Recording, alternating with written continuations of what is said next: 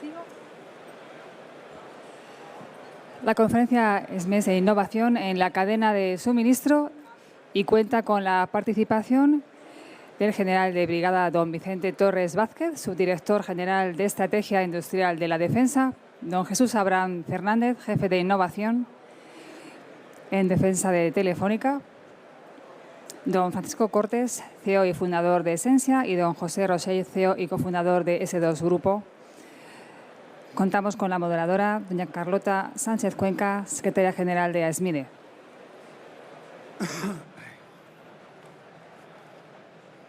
Buenas tardes.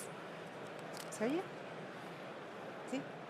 Buenas tardes a todos. Bueno, gracias por acompañarnos. Sabemos que tenemos una competencia importante hoy porque hay un montón de cócteles, así que los que habéis venido, muchísimas gracias por acompañarnos. Esperamos que se vaya uniendo gente según pase por los pasillos y vea este panel tan importante de empresas y defensa con nosotros, del Ministerio de Defensa. Muchas gracias, general, por estar con nosotros. Vamos a tener hoy una mesa para debatir los temas de las pymes, las SMEs e innovación en la cadena de suministro. La base industrial, y presento un poquito la mesa y luego os voy dando paso. La base industrial y tecnológica de la defensa se sustenta, como todos sabemos, en grandes empresas tractoras que para alcanzar la excelencia industrial necesitan contar con una cadena de suministro sólida, ágil e innovadora. Luego veremos cómo son esas empresas ágiles e innovadoras. En este ecosistema, la participación de pequeñas y medianas empresas es clave para garantizar el éxito, la operatividad y la sostenibilidad de los grandes programas estratégicos. Esta mesa redonda abordará cómo se articula esa colaboración entre compañías grandes y compañías de distinto tamaño, el papel de la innovación como motor de competitividad y los desafíos y oportunidades que afronta este engranaje industrial en el actual contexto tecnológico y geopolítico. Un engranaje que es crucial para fomentar la innovación y el crecimiento de la industria de la defensa. Lo primero que voy a hacer es darle la palabra a cada uno de mis compañeros de mesa. Les acaban de presentar, pero yo me gustaría volver a saludar al general Vicente Torres, subdirector general de Estrategia Industrial del Ministerio de Defensa, a Jesús Abraham Fernández, responsable de Innovación en Defensa, Innovación en Tecnologías, a Francisco Cortés, CEO y fundador de Esencia, y a José Miguel Rossell Tejada, CEO y cofundador de S2 Group. Y es además analista de ciberseguridad. Todos ellos, todas las empresas que hoy nos acompañan son asociados de AESMIDE. Sabéis que la filosofía de AESMIDE, el ADN de AESMIDE es la colaboración público-privada, la colaboración entre empresas, la suma de capacidades y, por supuesto, también en este momento tan importante, el acompañar a la empresa en aportar soluciones y en esa innovación que queremos hacer llegar al Ministerio de Defensa. Como decía, estamos en un momento en el que la base industrial y tecnológica de la defensa requiere una excelencia industrial y una cadena de suministro sólida, ágil e innovadora. Me gustaría, para empezar la mesa y romper un poquito el hielo, que expusierais en 2 minutos qué capacidades aportan vuestras empresas a esa cadena de suministro. José Miguel, empezamos por ti. Muy bien, gracias Carlota y gracias a todos los que estáis aquí con nosotros. Bueno, S2 Grupo es una compañía especializada en ciberseguridad y lo que nosotros aportamos a esa cadena de suministro es la ciberseguridad en 2 ámbitos que en mi opinión son muy importantes, en la parte de tecnologías de la información y en la parte de tecnologías de la operación, de los sistemas de control industrial, de sistemas y plataformas. Yo creo que ahí, en este momento, en este preciso momento que estamos viendo estas nuevas guerras, que son guerras híbridas y donde hay conflictos de muchos tipos, la seguridad, la ciberseguridad es un vector con el que tenemos que contar. Y en el ámbito, tanto en la parte IT, que es la parte más clásica de la ciberseguridad, de la tecnología de la información, como en la parte de los sistemas de control, porque no nos podemos olvidar que dependemos mucho de la tecnología, mucho tanto que sin la tecnología, desgraciadamente lo hemos visto últimamente, pero tanto que sin la tecnología no podemos sobrevivir, ¿no? Y en ese sentido, S2 Grupo es una compañía que nos dedicamos solo a esto, ciberseguridad y ciberinteligencia en el ámbito IT y en el ámbito OT, de los sistemas de control industrial. Muchas gracias. Luego seguiremos ahondando y veremos cómo se desarrollan todos esos proyectos. Sensia, ¿qué nos cuentas? ¿Qué capacidades aporta Sensia a esa cadena de suministro? Sensia es una compañía muy especializada también, pero en otro sector totalmente distinto, y es, en este caso, el ámbito de los sensores infrarrojos, es decir, sensores que forman imagen IR, que es el corazón en el ámbito militar de los sistemas optrónicos. Y en este caso, nuestro grado de especialización, además de la fabricación integral de estos sensores, también están dotados de inteligencia artificial propia que permiten automatizar la detección. La imagen infrarroja es una tecnología clásica dentro del espacio militar para aplicaciones de detección de amenazas, por ejemplo, o incluso guiado de munición. Sin embargo, la mayor parte de las aplicaciones de la imagen infrarroja hasta la fecha, pues casi siempre ha habido un observador humano detrás, entrenado, que era capaz de identificar qué es una amenaza, qué es un falso positivo, cuáles son las cuestiones de interés dentro de la imagen en tiempo real. Precisamente nuestro valor añadido y nuestra disrupción más especial es que hemos sido capaces de sustituir el observador humano entrenado por un algoritmo entrenado que es capaz de realizar esa detección pues casi igual de bien que el observador humano. Entonces eso, nosotros es verdad que toda esta tecnología la hemos implementado fundamentalmente a nivel industrial, pero los principios de detección son los mismos y tenemos mucho que ofrecer dentro del espacio de defensa. Luego nos contarás cómo ha sido ese trasvase de innovación y de tecnología hacia este sector. Jesús, todo el mundo dice que conoce Telefónica, pero seguro que tú nos aportas una parte de Telefónica que alguno no conoce. Eso espero, Carlota. Muy bien, pues muchas gracias. Lo primero de todo, agradeceros a SMIDE pues, la posibilidad de poder formar parte de este panel con personal pues, tan distinguido, ¿no? Como el que tenemos, como el que tengo tanto a derecha como a izquierda. Efectivamente, y como bien apuntas, todo el mundo conoce a la gran Telefónica, ¿no? Porque somos los del fútbol, somos los que llevamos la telefonía a los hogares y también a los bolsillos de todos y cada uno de nosotros, o por lo menos lo intentamos, aunque la competencia nos lo pone complicado. Pero sí que es cierto que quizás en el ámbito de la defensa pues no somos tan conocidos, ¿no? Y tampoco voy a extenderme excesivamente en qué es todo lo que hacemos, porque hacemos muchísimas cosas, pero básicamente nos dedicamos a telecomunicaciones, gobierno del dato, ciberseguridad y servicios, capa de servicios sobre ese stack que desarrollamos ex profeso para el ámbito de la defensa. Pero no podemos hacerlo solos y no lo hacemos solos.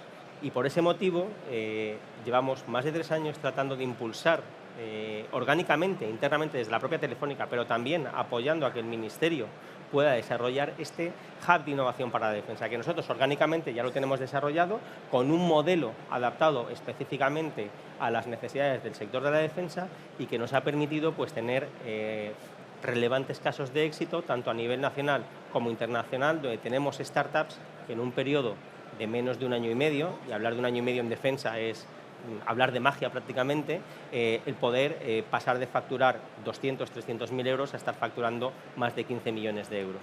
Entonces, como gran empresa tractora que somos y de la cual nos sentimos orgullosos, nuestro aporte de valor precisamente a nuestro Ministerio de Defensa es, para nosotros este nuevo paradigma industrial, la base tecnológica industrial de la nueva defensa, ¿no? Tecnologías de doble uso, no es algo nuevo.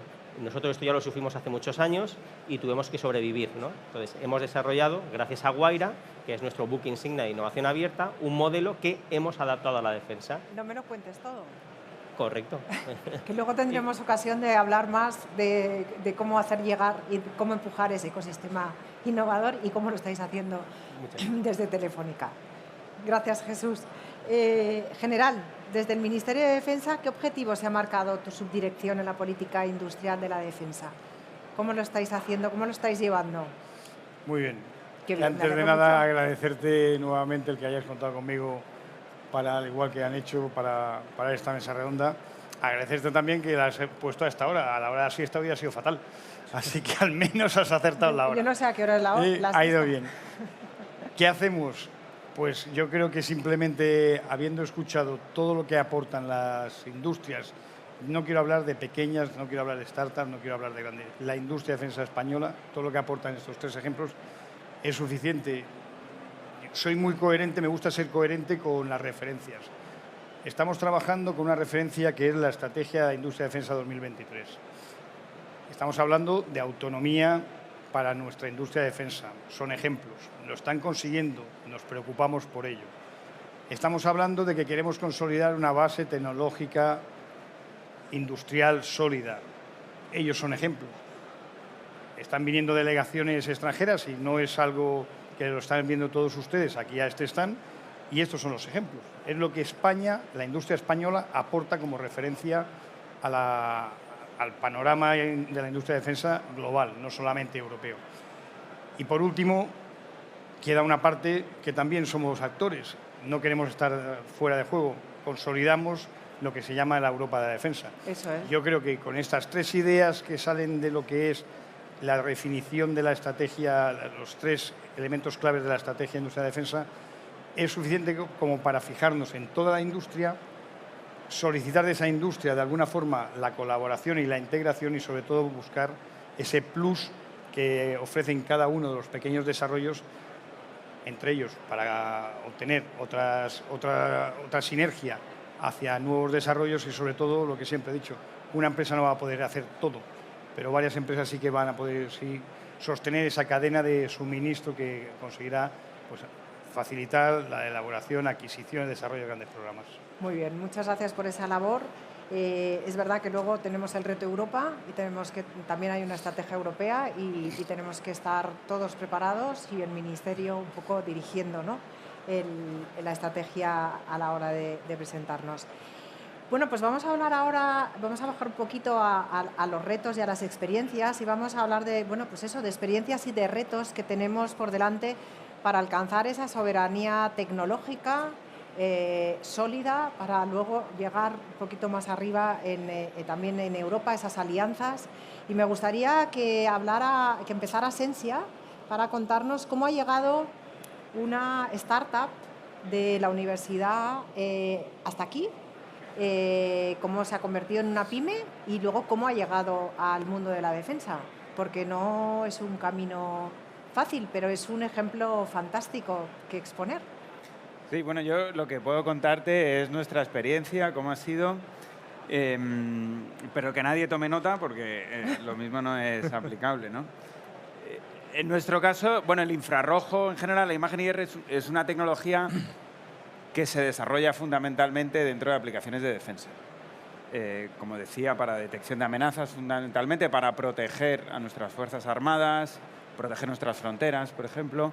Es ahí donde nace la tecnología, pero nosotros, fundamentalmente, en la compañía la hemos desarrollado para responder, pues hasta lo que hace muy poco era también una amenaza en la sociedad muy importante, como son, por ejemplo, la sostenibilidad del sistema energético. Nosotros, la principal aplicación de nuestra tecnología está dentro del sector industrial, oil and gas y demás. Por tanto, la sostenibilidad de las operaciones industriales, sobre todo en el mundo occidental, es muy grande y la sostenibilidad medioambiental también. Eso era un gran problema, quizá uno de los mayores problemas de las sociedades occidentales hasta hace muy pocos años, cuando empezaron estas lamentables guerras que tenemos en nuestras fronteras.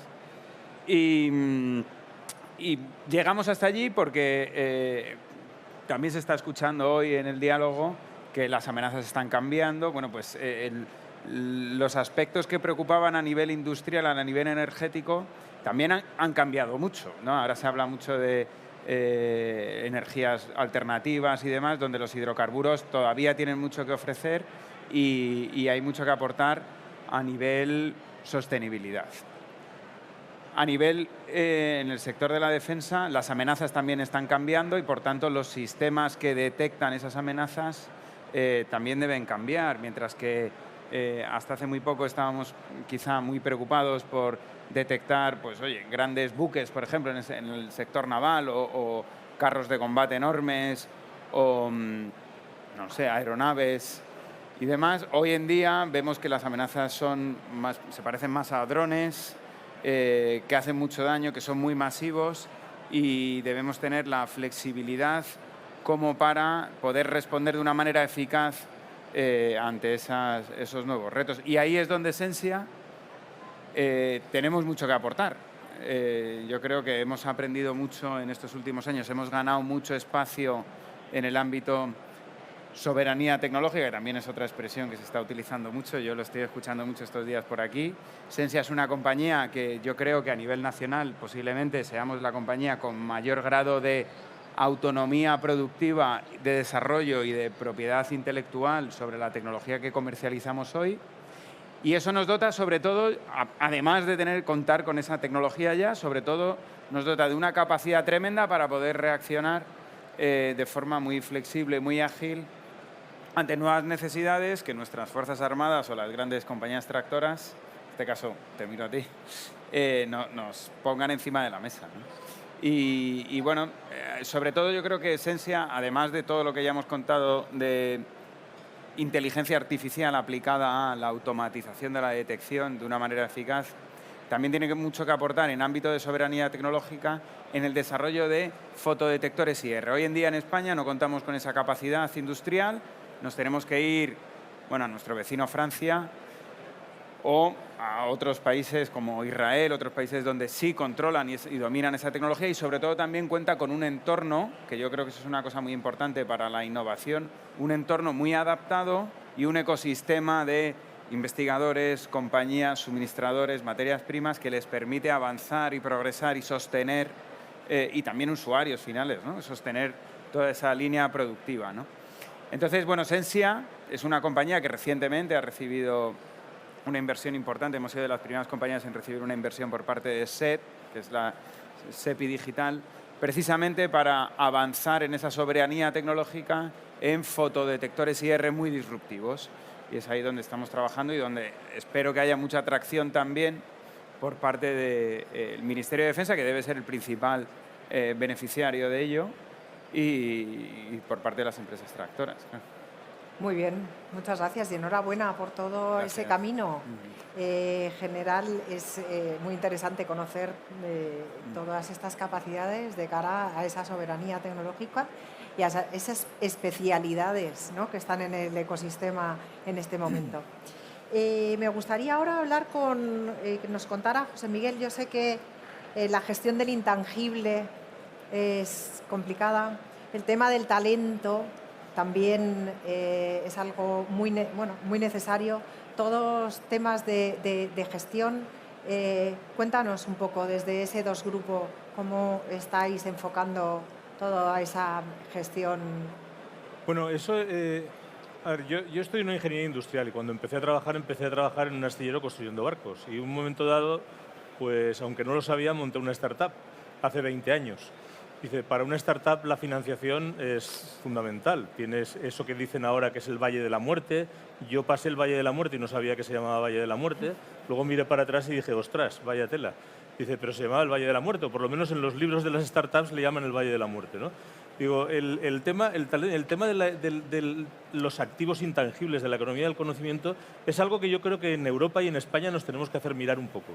¿Por qué? Pues porque es muy fácil financiar muy fácil, entre comillas, financiar un activo tangible, una compañía que se basa en activos tangibles. Construyes un edificio, un hotel, bueno, buscas financiación y el hotel, digamos, es la garantía de tu financiación. Cuando tú lo que haces es invertir en intangibles, como es el caso con una compañía como la nuestra, que todo lo que tenemos son intangibles, es tecnología de ciberdefensa, tecnología de ataque, tecnología de inteligencia, pues es muy complicado hacerlo entender y sobre todo a la banca en España, a los fondos de financiación. ¿Qué te queda? Te quedan los proyectos de I+D.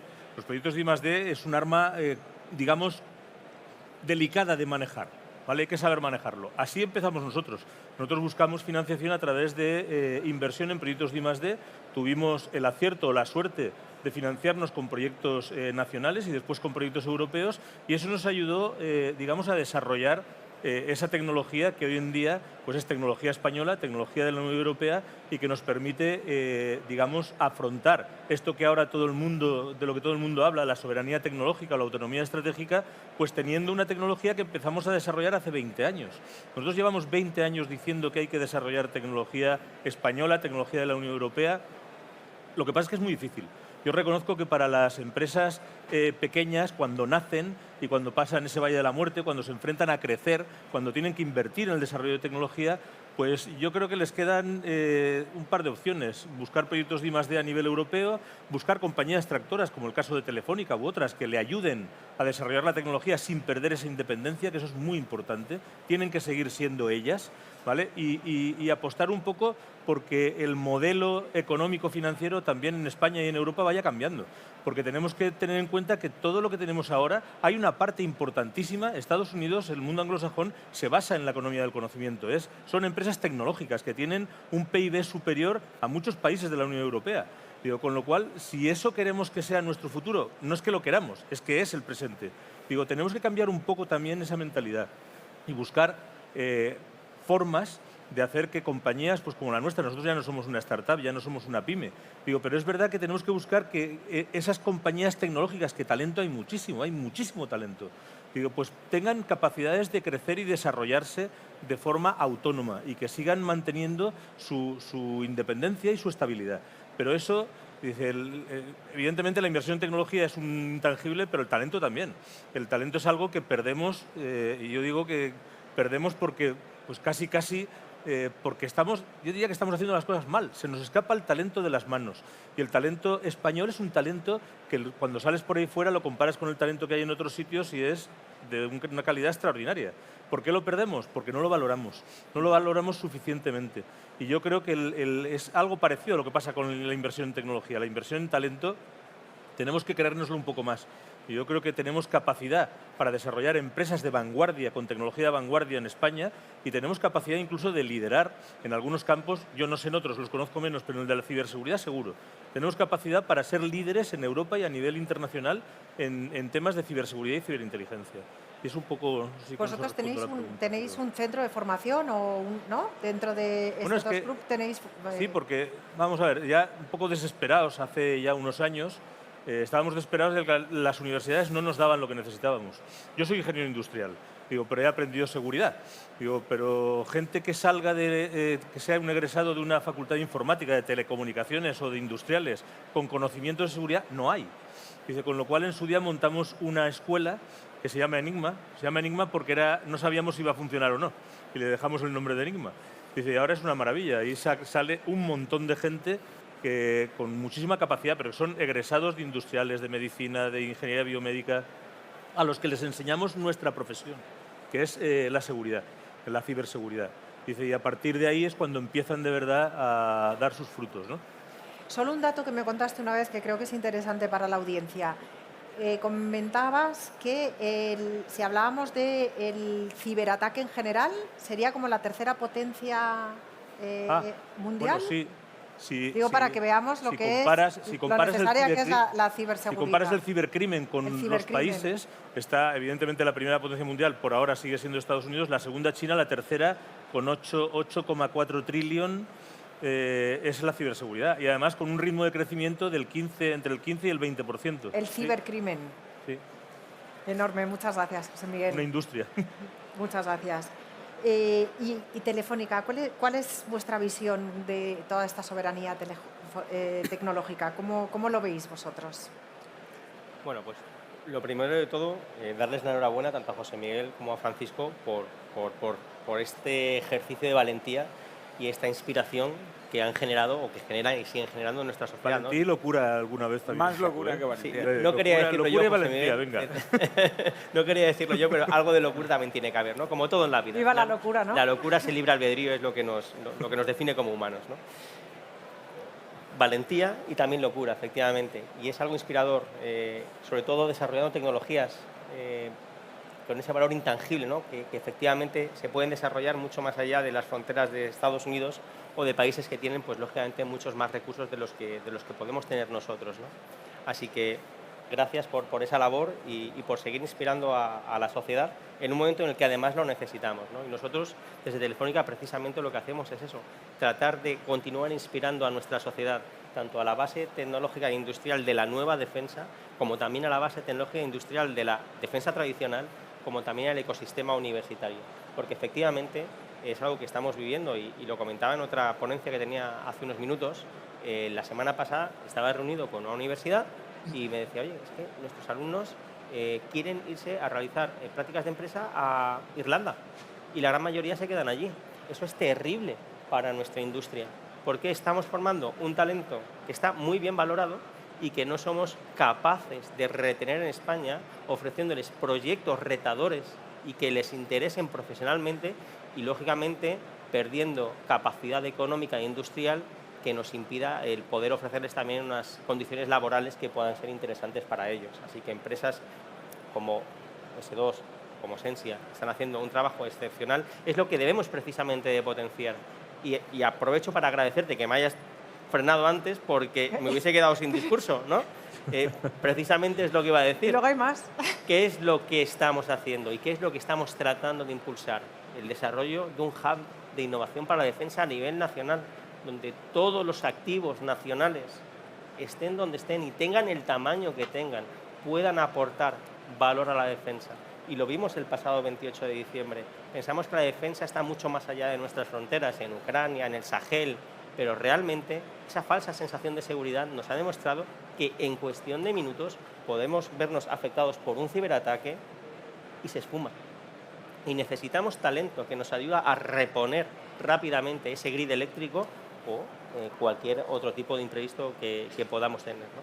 Entonces, en este sentido, creemos, y además lo estamos desarrollando con muchísima humildad y muchísima vocación de servicio y un ejercicio también de generosidad, porque esto no entiende de tamaños, esto entiende de talento y de necesidades para la defensa. El poder desarrollar y apoyar a empresas pues ya con otro tamaño, un poquito más pequeño, económicamente hablando, porque el tamaño del talento es igual o superior, para que puedan poner a disposición de nuestro Ministerio de Defensa esas tecnologías que necesitan y, sobre todo, reduciendo los tiempos y los costes muchísimo. Porque ahora mismo nuestro gran enemigo es el tiempo. Estamos librando una batalla contra el tiempo. Venimos de un paradigma industrial en el que desarrollamos capacidades industriales 10, 15, 20 años. Por poner un ejemplo, las fragatas F-110, que son una capacidad excelente para nuestras Fuerzas Armadas, pero se definieron conceptualmente en la primera década de siglo, se diseñaron en la segunda, se fabricaron en la tercera, en la que estamos, y van a estar operativamente finalizadas, van a tener su Final Operational Capability en la cuarta década de siglo. 40 años es muchísimo tiempo para lo que estamos viendo en espacios o escenarios como los que viven en Ucrania, donde el software que emplean las tropas ucranianas cambia cada 3 semanas. Pasamos de una capacidad industrial de desarrollo de 40 años a 3 semanas. Y no es que una vaya a eliminar a la otra, es que son complementarias y tenemos que encontrar ese engranaje entre las grandes empresas tractoras y las empresas, startups, spin-offs, pymes, ámbito universitario, para machear esa innovación, ese talento, de tal manera que podamos desarrollar de forma evolutiva y constante esa tecnología y esa innovación que permita a nuestras Fuerzas Armadas garantizar la superioridad en el combate. Muchas gracias, Jesús. Jesús representa a Telefónica, pero como veréis es un gran conocedor de la atracción de la innovación y el apoyo a la innovación, o sea, ser responsable en el sentido más amplio de lo que es la innovación, no solo en Telefónica, sino que se implica en muchísimos otros ámbitos, como persona, aparte, como profesional. General, te han contado esta parte empresarial, todo el camino, todos los valles que han atravesado, la problemática a la hora de la gestión, y luego está el Ministerio con una gran labor de apoyo institucional. ¿Cómo es ese apoyo institucional a la industria? Buena pregunta. Carlota creo que tiene anotado aquí, no lo veo bien, que dice ser proactivos e interaccionar entre vosotros. Ah, sí, claro, totalmente. Sí. Vamos, no os lo he dicho, perdonad, lo digo os lo dije ayer. Los comentarios, la verdad es que abren la puerta a un debate bastante en detalle de muchas cosas que se han dicho. Yo soy un poco más positivo que vosotros, tal vez porque no es que vea los toros desde la barrera, sino que todos hemos pasado también por valles, sino porque el talento sois vosotros. O sea, no creo que debamos ahora mismo tener un complejo de falta de talento en España, al contrario. O sea, creo que se ha hablado de determinados recursos que no apoyan ese talento. El talento en España hay. No dudo que las universidades están formando a unos excelentes ingenieros, abogados, economistas. El esfuerzo que hacéis vosotros es tremendo. Es tremendo porque os estáis posicionando. Me he negado a hablar de pequeñas y grandes. Sois tractores vosotros en S2. No sois pequeños ni grandes, ni sois tractores seguramente de muchas pequeñas empresas que ayer me comentaste que están trabajando para vosotros en detalles que esa soberanía y autonomía solamente la tiene esa empresa, que es un taller, y conocen los aquí presentes, como hay ejemplos de pequeños talleres que han ido evolucionando hacia formar pilares de grandes empresas. Me preguntabas qué hacemos nosotros. Como apoyo, sí. Esto es un apoyo, el organizar, desde el Ministerio de Defensa organizar a través de la Fundación FEINDEF esta feria y desde la parte de la Dirección General de Estrategia e Innovación de la Defensa el apoyar el desarrollo de esta feria. Es un apoyo el que hacemos continuamente intentando conocer más en detalle lo que la empresa e industria española tiene. Como se sabe, la dirección lleva creada desde septiembre del año pasado, la subdirección en concreto desde noviembre, y un elemento clave que he querido poner en valor, que no es novedad, pero a lo mejor la novedad es poner en valor hoy en día ese registro de la industria de defensa. Ese registro de industria de defensa es donde todo ese talento queda reflejado y queda plasmado en una base de datos desde donde podemos hacer dos acciones que son, desde mi punto de vista, claves para mis cometidos. Uno es el conocimiento de qué aporta la industria de defensa, qué tiene. Y el segundo es muy útil, porque de ese registro es donde hacemos también una labor, me permiten, comercial, de marketing hacia vosotros, que es elaborar nuestro catálogo de industria de defensa, que se pasea por todas las ferias internacionales, bien conocéis, y el informe que hemos sacado ahora de la industria de defensa española, que ha sido este informe de 2023. Estamos haciendo un esfuerzo por ir emparejados. Y los informes, efectivamente, falta recurso. Estamos en un momento donde a ver si este recurso nos va a desbordar, donde ese talento está garantizado y donde ahora tenemos que saber aplicar el recurso en esos programas y, sobre todo, seguir impulsando, porque esto no termina aquí. Lo que no puede ser es que un esfuerzo asociado a un recurso económico como hay ahora se muera del tiempo. No se ha hablado y me gustaría, tal vez, no sé si es dejarlo lanzar. Sigo pensando que es clave no solamente poner el producto, sino garantizar el ciclo de vida del producto. Ese ciclo de vida del producto nos llevará a innovación, a atraer más talento y a tener mejores desarrollos. Para mí es clave. Y también es clave la labor que estáis haciendo Gerardo, estás haciendo Carlota, porque sois los elementos también de referencia, a SMIDE en general, sois elementos de referencia, me niego a hablar de pequeñas o grandes, de esa industria que en un momento dado, como vimos ayer también, un ejemplo, necesitaba una referencia para posicionarse dentro de este, se le llama ecosistema de defensa, bueno, dentro de este entramado de defensa. Pero creo que la labor debe ser, no voy a decir de conocernos más y más, yo creo que ya debemos huir del complejo de conocernos más y más. Somos muchos aquí usuarios de productos de industria de la defensa española, hemos participado también en muchos desarrollos del programa, creo que nos conocemos lo suficiente como para conseguir seguir avanzando y quitarnos el complejo. Como nos ha dicho que interactuemos, si me permite, mi general, un par de cuestiones respecto a lo de la falta de talento. Yo lo que creo es, sí, estoy convencido, estoy de acuerdo con usted que tenemos talento buenísimo. No tenemos nada que envidiar a nadie. El problema es que nos lo quitan. Nos lo quitan porque, desgraciadamente, seguimos siendo un país que en aspectos tecnológicos nuestros salarios medios siguen siendo bajos. Entonces te llega una empresa de Israel y te paga el cuádruple a un técnico que tienes joven, y normalmente acaba llevándoselo. Yo creo que contra eso tenemos que luchar valorando más el trabajo que hacen estos técnicos, pero estoy de acuerdo con usted que las universidades, es más, nos los quitan porque son muy buenos. Dice, y el problema que tenemos es que con los impuestos españoles estamos pagando talento que está trabajando para otras naciones, incluso en el ámbito de la defensa. Yo creo que eso tendríamos que mirarlo. Y yo creo que también, como decía usted, el momento es un momento especial, por cosas buenas y por cosas malas, pero es verdad que es un momento especial. Y yo creo que tenemos que aprovecharlo. También es verdad que, como en el mundo empresarial se dice, podemos morir de éxito. Yo creo que tenemos que saber aprovecharlo, invertir bien todos esos recursos que vamos a tener. Y eso, en mi opinión, una de las cosas que tenemos que hacer es invertir en tecnología española o de la Unión Europea, pero fundamentalmente española.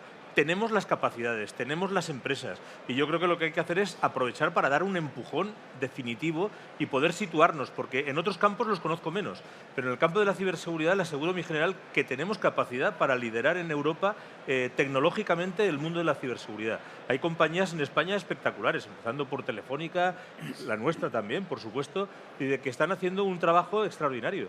Y no, desde luego, vamos a ver, creer que somos peores ni de casualidad, todo lo contrario. En el ámbito ciber yo creo que somos mejores. Lo que pasa es que muchas veces nos faltan recursos y los tenemos que aplicar bien. No podemos caer otra vez en empezar a comprar tecnologías de terceros países, me da igual cuál sea, si no estamos impulsando la tecnología española. Y en eso yo creo que es el momento de hacerlo justo ahora. Casi me has introducido la siguiente cuestión. Perdón. No, que va, yo encantada, porque va todo en línea y nos va rodando. Tenemos la suerte de tener, general, la nueva dirección general en la que tú estás y en la que está también Platín, y yo creo que eso nos ayuda a ordenar y a organizar todo ese ecosistema, con lo cual eso creo que desde la industria ha sido una gran suerte que tengamos esto en este momento. Pero hablábamos también de cómo hacer llegar esa innovación a la Administración, al Ministerio de Defensa, o incluso a otras empresas. Y tú estabas hablando de experiencias y cómo se hace en otros países. ¿Tenéis alguna experiencia de cómo se hace llegar esa innovación o esas capacidades a los ministerios de defensa? En general lo ha dicho muy bien. O sea, no nos tenemos que preocupar solo de lo que podemos hacer ahora, sino de lo que es sostenible en el tiempo. Yo creo que montando programas de largo recorrido, donde se le dé a la industria, en este caso nacional, la posibilidad de desarrollar a medio y largo plazo las tecnologías. Lo que nosotros estamos haciendo no es una cosa que se hace de hoy para mañana. Son tecnologías de largo recorrido, en algunos campos de mucha inversión en I+D, incluso en investigación básica, y que yo creo que en algunos campos, desde luego en el de la ciberseguridad lo es, los que tenemos enfrente son gente muy buena que invierte mucho dinero. Dice, nosotros tenemos que hacer lo mismo. Si queremos defendernos, tenemos que hacer lo mismo. Entonces, yo creo que hay experiencias y fundamentalmente se basa en los programas a medio plazo. La visión cortoplacista no es buena para estos campos. Yo creo que tenemos que apostar por programas a medio largo plazo para dar continuidad a todas estas empresas que están invirtiendo en el desarrollo de tecnología nacional. Sí, yo creo, si me permites, sí, vas ahora, complementar. ¿cómo se hace en otros sectores? A lo mejor nos quieres contar tú alguna Yo creo experiencia. que esto es fundamental, lo que citabas tú. Yo antes lo he llamado entorno, pero yo lo que veo en nuestro sector, que al final es muy multidisciplinar y requiere una inversión muy de largo plazo, es que es necesario que exista un entorno de compañías, investigadores y demás creciente, que se retroalimente, que vaya innovando a nivel nicho y que todo vaya confluyendo hacia una innovación estable a largo plazo que atraiga ese talento y luego, otra cosa muy importante, sea capaz de exportar esos productos que se han desarrollado y competir en otros países, porque lo que, sobre todo yo creo que en el caso de aplicaciones del ámbito de la defensa, productos militares, si no lo has vendido en tu país primero, difícilmente lo vas a poder vender fuera. Entonces, para eso es cierto que nos hace falta una sostenibilidad económica de las líneas y de las inversiones que se desarrollen, tanto en las compañías como en los centros de investigación que generan esa tecnología que será algo material y realista en el futuro, ¿no? Entonces, en nuestro caso, no tuvimos más remedio que salir fuera inicialmente vendiendo, cosa que yo creo que no seríamos capaces de hacer en el ámbito militar estrictamente. Y actualmente Sensia es una compañía que, gracias a que tenemos tecnología muy innovadora, muy competitiva, podemos permitirnos el lujo de vender fuera y atraer talento, pero lo hacemos, pues, bueno, por sacar una lectura positiva, pues el hambre agudiza el ingenio, ¿no? O sea, yo veía nuestros competidores antes que contaban con unas inversiones brutales para hacer tecnología en comparación con la que contábamos nosotros y gracias a eso, pues hemos sido capaces de dar con una tecnología pues que relativamente asequible, innovadora y que crea valor añadido a nuestros clientes. Eso es importante. Pero bueno, no podemos seguir viviendo de esa manera de por vida y estoy completamente de acuerdo contigo que lo que necesitamos es tener pues un entorno de largo plazo en el que invertir y poner todas nuestras ideas y sobre todo para el ciclo de vida de los productos.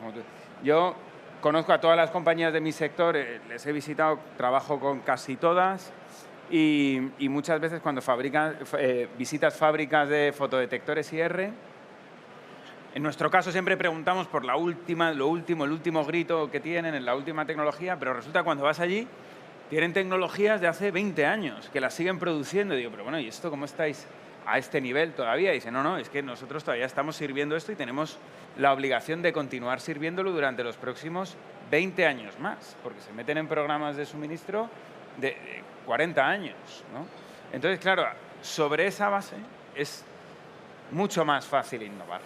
Es mucho más fácil innovar y ser una gran potencia mundial, que es a lo que yo creo que debería aspirar este país en muchos ámbitos tecnológicos, ¿no? Y eso, bajo mi punto de vista, y reiterando las palabras de mi colega de mesa, pues hay que hacerlo con una base de largo plazo y con altas aspiraciones, ¿no? Y con paciencia.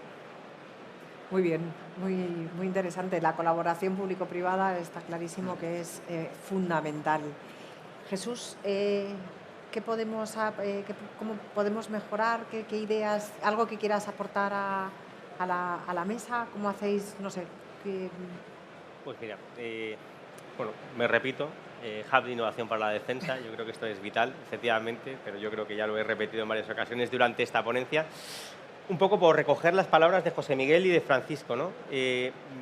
Yo pues voy a compartir con vosotros mi experiencia personal cuando era oficial de la Armada y después cuando me incorporé al ámbito de la industria. Yo cuando estaba en la Armada era un joven oficial con muchísima vocación y muchísimo cariño por mi ejército, por la Armada y también por el Ministerio de Defensa, al que le inquietaba mucho la tecnología, ¿no? Y tenía una visión de la industria quizá distorsionada, ¿no? Yo veía como que había cientos de empresas agolpadas en las puertas del Ministerio tratando de vender material a las Fuerzas Armadas. Y cuando llegué a la industria, pues me di cuenta de que no era así. Lamentablemente, no así en otros países que tienen otra cultura de defensa diferente a la nuestra y que quizás pues favorece que eso se pueda dar. Entonces, ¿qué es lo que hicimos? Pues salir a buscar a las empresas, no que tuviesen el mejor producto, que tuviesen el mejor equipo y que tuviesen el mejor talento. Y, lógicamente, tampoco disponíamos de todos los recursos, ni públicos ni privados. Entonces tuvimos que ser creativos y decir, bueno, ¿cómo podemos ayudar nosotros al ecosistema startupil, por decirlo de alguna manera, al ecosistema de las pequeñas y medianas empresas, spin-offs, startups, a que puedan sentir atracción por el mercado de la defensa? Bueno, caray, pues ejerciendo de gran tractora. Es decir, tenemos un mercado de más de 380 millones de clientes, vamos a desarrollar un modelo en el que todos nos sintamos cómodos. Insisto, con muchísima humildad y muchísima generosidad hacia esas pequeñas empresas, porque nosotros esto ya lo vivimos hace 20 años. Entonces, sobrevivimos gracias a que abrazamos ese cambio con esa vocación de servicio y esa generosidad, ¿no? Entonces, para nosotros no es nada nuevo. ¿Y qué les propusimos? Oye, yo te meto en el portfolio de productos de Telefónica con el compromiso de que tú reinviertas ese margen neto que obtienes de otros sectores en el ámbito de la defensa, desarrollando I+D+I y adaptando y mejorando las capacidades que tenemos que poner a disposición de nuestras Fuerzas Armadas. Y eso ha funcionado. Con recursos propios. Lógicamente entendemos que quizás no todas las empresas pueden tener pues, esa oportunidad, ¿no? de ofrecer este tipo de servicio o este tipo de oportunidad a estas pequeñas empresas. Pero nosotros sí que lo teníamos y lo hicimos con muchísima generosidad. Y eso nos ha permitido, pues como te decía antes, el poder contar dentro de nuestro ecosistema de innovación abierta con partners de los cuales, pues sinceramente, nos sentimos muy orgullosos porque los hemos visto crecer, ¿no? Es como, yo siempre les digo muchas veces, mira, sois como, ya me siento familia numerosa especial, sois como mi quinto hijo, ¿no? Porque los hemos cogido cuando eran pequeños, sabiendo que tenían un gran potencial, los hemos acompañado, los hemos introducido en el mundo de la defensa, que para ellos era completamente diferente a su hábitat natural, y hemos superado no uno, sino varios valles de la muerte. Y eso nos ha permitido, pues, poder poner a disposición de nuestras Fuerzas Armadas capacidades que hace 3 años pensábamos que eran impensables. Y en España, con empresas españolas y con talento nacional. Y esa es la labor que hace Guaira, que antes te he cortado. Correcto. Porque pensaba dejarla un poco para el final, de toda esa experiencia que tiene Guaira en aceleradora de innovación y ese trabajazo que ha hecho a lo largo de su corta carrera, ¿no? Eso es. Muy bien, muchas gracias, Jesús. Bueno, pues ya estamos terminando porque todos tenéis unas agendas apretadas y teníamos previsto aquí 45 minutos. Vamos bien porque hemos empezado un poquito más tarde, pero me gustaría preguntarle al general, siempre estamos ¿quién es el motor de la innovación, ¿no? Y pues eso, la innovación son capacidades. ¿Cómo puede el Ministerio de Defensa ser el motor de esa innovación? Esa es buena pregunta. Desde luego, aislado no. Y desde luego el motor de la innovación, recuerdo ya hace años, como tuve que preparar una ponencia para que era aquel entonces el director general de armamento y material, que se hablaba del satélite motor de la innovación. El motor de la innovación, desde luego, es esa unión industria-usuario. Y el Ministerio de Defensa es el que está fuera de esa, no voy a decir ecuación, porque puede ser, pero es de alguna forma el que está un poco intentando que esa relación sea la adecuada para proporcionar los sistemas adecuados para que las Fuerzas Armadas puedan desempeñar sus cometidos. Pero también le damos la vuelta.